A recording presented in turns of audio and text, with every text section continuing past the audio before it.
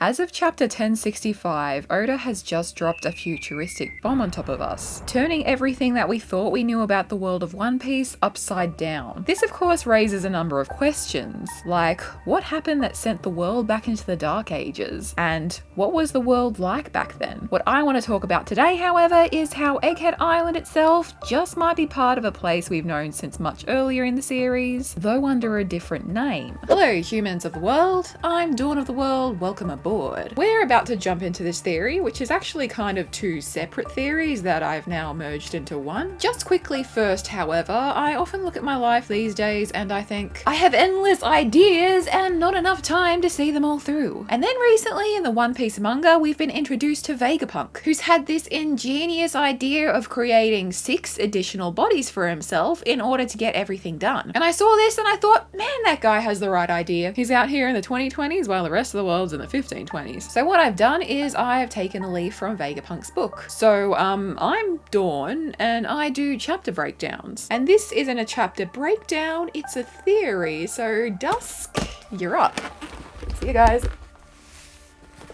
Hello humans of the world, I'm Dawn of the World, welcome aboard. And let's dive right in. So in our final panel of the chapter, we get a highly salient image of something that greatly resembles an ancient giant. We've got the horns, we've got the general bigness. Whether this is a mecha made to resemble an ancient giant or more morbidly an armor-clad corpse of an ancient giant remains to be seen, but the fact of the matter is that this is likely meant to be an ancient giant in some capacity. Ancient giants have been spread sporadically throughout the story like Chizos between couch cushions. Most recently, the skull dome of Onigashima may well have been that of a massive ancient giant, which we talked about in this video. We then have Little Oars Jr., aka Oars III, who is descended from ancient giants and was featured during the Marineford arc. And thirdly, or firstly, since he was the first instance of an ancient giant featuring in the series, we have Oars from Thriller Bark, an ancient giant who perished 500 years ago prior to the start of the series in a place only described as the Land of Ice, of which we have no other information. And this is where things get interesting, because here's what we do know. Not too long before the story's current events, the place known as Egghead Island was a winter island. I mean, it's possible and even likely that during the Void Century, Egghead Island had similar technology to what it has now put in place to make it tropical as it is again right now. The fact is that between point A, the Void Century, and point B, the present, the island went back to a frigid winter climate. So at this point, I think that this Egghead Island of 500 years past was the Land of Ice in which Oars perished 500 years ago. In the scenario, Egghead Island did have a tropical climate during and even potentially a little bit after the Void Century. It may explain why Oars went here wearing only a loincloth. He was expecting a warm beachside getaway, but instead was met with the ninth circle of hell and subsequently succumbed to frostbite and perished. Alternatively, it is very possible that Oars was simply an idiot who wasn't dressed for the occasion. Nonetheless, eventually Gecko Moria retrieved this body prior to Vegapunk shifting the island's climate, and with the help of Dr. Hogback later turned him into the 900th zombie, a number shared with the number of years ago this futuristic kingdom of the past was thriving. I think it's potentially very interesting that the number 900 recurs in these instances. Moria would have likely already been travelling aboard Thriller Bark by the time Oars was retrieved, which leads me to my other point as to why Egghead Island is likely the Land of Ice. Let's be real. Thriller Bark is a ship from West Blue. It's massive. It wouldn't have gotten into the Grand Line via Reverse Mountain. It just doesn't fit. It would have had to have sailed directly into the New World from West Blue via the Calm Belt, which is a thing that you can do. When a typical ship sails through the Calm Belt, it has to apply sea stone plating to the keel to detract sea kings. But given the immense size of Thriller Bark, it probably just ploughed on through. Side note, I can't mention West Blue without emphasizing how important I think that sea is going to be. I have this whole video that you should check out about it, and I think I'm going to be making another one since Film Red may have revealed some things. West Blue is imperatively important, trust me. But this video ain't about her. Anyway, given the geography of the world of One Piece, if you enter the Grand Line via the Calm Belt from East or South Blue, you'll end up in paradise. But if you should dare to enter from North or West Blue, boom, you're straight in the New World. Difficulty mode on steroids, baby. Welcome to hell. And as we can see, based on the map back in chapter 1056, the island the Straw Hats headed to, Egghead Island,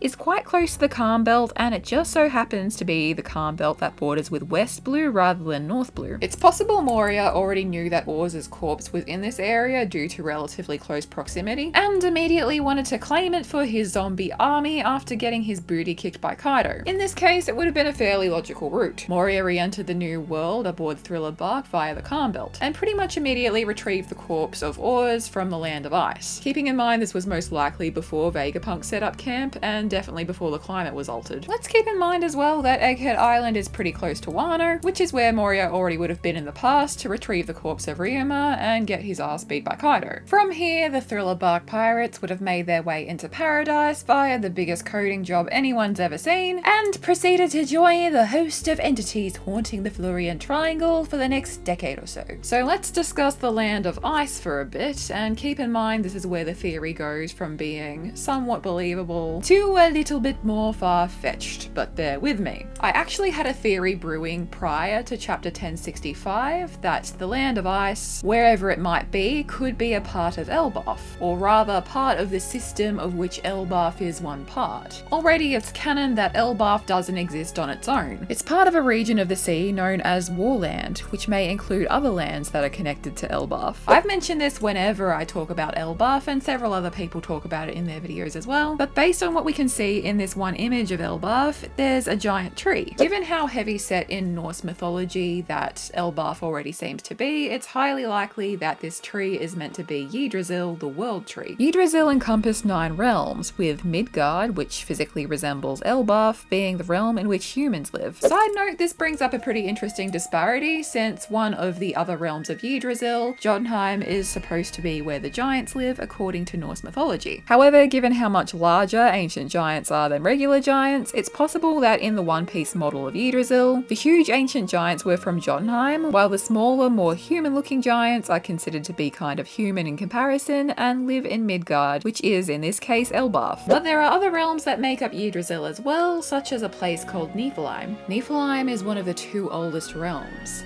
Primordial land of ice, mist, and snow, from where all life is said to have begun. It's a realm in which nobody is said to live, not even the frost giants. A while ago, I was going to make a theory video that if a Yggdrasil situation is what we're dealing with for Elbaf, the existence of a One Piece Niflheim equivalent would be implicit, and there was a possibility that this could be the land of ice in which Orz perished 500 years ago. But now we've been presented with Egghead Island, I want to keep the option open that this could still be the place. I mean, 500 years ago, Egghead Island very much would have been a land of ice, but it doesn't end there. The other of the 2 oldest realms opposite Niflheim is Muspelheim. Also, apologies if I'm pronouncing these wrong. Muspelheim is the realm of fire, a place said to be instrumental in the creation of the world. In Norse mythology, the first being to ever exist was Ymir, a giant who was born when the ice of Niflheim met the fire of Muspelheim. And we learn from Lilith in chapter 1065 that Egghead Island, originally a frigid, wintry place, is powered by fire. Worth noting is that we had a similar imagery of fire and ice back in Punk Hazard, an arc very much relevant to this present one. If this is Niflheim, the primordial plane of ice, is it okay to be terraforming it so? I mean, it was likely to have been terraformed in what we now know as the technologically advanced past as well, since I kind of get the idea that the Vegapunks are currently recreating what was once there, but sometime after the Void Century, likely as a result of what happened during, the island reverted to its true icy nature and a place nobody can live. And if this is Niflheim, it could also potentially mean that we're now in the part of the ocean of which Elbaf is a part. We could already be in Warland, and possibly where we could consider Zou to be the start of the Whole Cake Island arc, we could maybe one day look back and consider Egghead Island to be the start of the Elbaf arc. So in a nutshell, the island that we call Egghead Island is One Piece's equivalent of Niflheim, aka the realm of ice and mist, aka the land of ice mentioned in Thriller Bark. At some point prior to the Void Century, the island was terraformed into something more tropical for a time due to highly advanced technology. At some point after the Void Century, when the world was plunged back into the Dark Ages, the place fell into disrepair and reverted to its original frigid climate. Orz visited the place 500 years ago for undetermined business, perhaps expecting it to still be warm as it had been in the past, but hadn't realised that the island had reverted to being the land of ice and subsequently froze to death. Moria then stopped by in relatively recent years to pick up the frozen corpse, and Vegapunk moved in shortly afterwards and has again altered the island's climate into something warmer. As always, take this theory with a grain of salt, and I hope you had just as much fun in listening as I did in putting it together. I'm Dawn of the World, and I will see you next time. Bye guys!